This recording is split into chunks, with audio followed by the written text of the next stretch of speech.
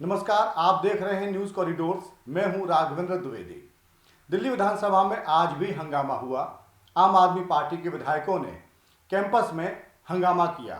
दरअसल आज मुख्यमंत्री रेखा गुप्ता ने स्वास्थ्य संबंधों पर सीएजी रिपोर्ट को सदन में पेश किया, लेकिन लगातार जैसी तस्वीर दिखाई दे रही है विधानसभा की, आम आदमी पार्टी के विधायकों का समर्थन या सहयोग कार्रवाई चलाने में नहीं मिल रहा है। लिहाजा फिर से एक बार हंगामा हुआ और यहां तक आम आदमी पार्टी के विधायकों ने आरोप लगाया कि बीजेपी की सरकार तानाशाही रवैया अपना रही है विधानसभा में प्रवेश को लेकर। अब जाहिर सी बात है कि जब आपको याद होगा कि सीएजी रिपोर्ट जो वित्तीय अनियमितताओं को लेकर पेश की गई थी, उस वक्त भी बहुत हंगामा हुआ था।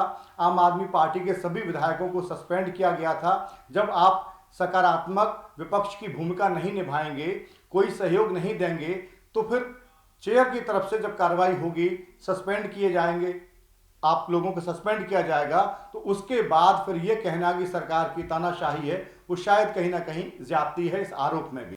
दूसरी तरफ नेता प्रतिपक्ष आतिशी ने राष्ट्रपति द्रौपदी मुर्मू को चिट्ठी लिखी है और ये कहा है कि हमें मिलने का समय दिया जाए। वो विधायकों के साथ मिलना चाहती हैं। उन्होंने चिट्ठी में भी कहा कि बाबा अंबेडकर का बीजेपी ने अपमान किया है, बीजेपी की दिल्ली सरकार ने अपमान किया है, उनकी तस्वीर को हटा दिया गया है।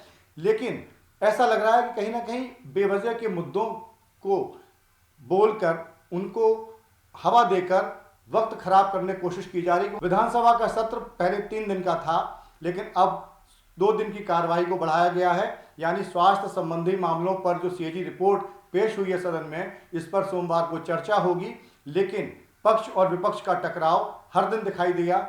पिछले 3 दिनों में अगर आप देखें तो भी आम आदमी पार्टी के विधायकों ने सिर्फ हंगामा किया है। सवाल इस बात का है कि अगर सिर्फ हंगामे की सियासत ही करनी है आम आदमी पार्टी को, तो सदन कैसे चल पाएगा? क्योंकि सदन चलाने की जिम्मेदारी यकीनन बड़ी जिम्मेदारी सरकार की होती है, लेकिन उस कार्रवाई को चलाने में विपक्ष का सहयोग भी मिलना चाहिए। लेकिन अभी तक इस तरह के लक्षण फिलहाल तो नहीं दिखाई दे रहे हैं। सियासत दोनों तरफ से हो रही है। हालांकि रेखा गुप्ता ने पहले भी कहा था कि कोई अपमान नहीं किया है बीजेपी की सरकार ने। नरेंद्र मोदी केंद्र सरकार के मुखिया हैं और इस नाते उनकी अगर तस्वीर लगाई गई है तो इसमें कहीं कुछ गलत नहीं है।